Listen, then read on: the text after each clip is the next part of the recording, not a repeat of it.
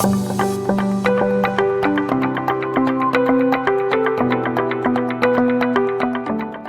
and welcome to a new Mautic video provided to you by HEM. Our topic is creating or adding users in Mautic.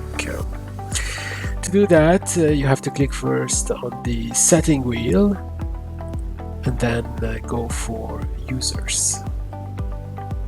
To add a new user to Mautic, you simply need to click on new and start filling the information. First name, last name.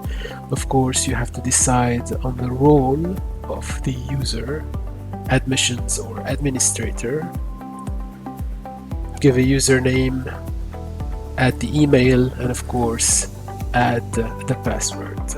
You have to make sure that the published button is on. When done, you save and close. If you would like to disable the access for any user, you could simply disable the published button. Thank you very much for watching. For more Mautic videos, please visit our website www.higher-education-marketing.com.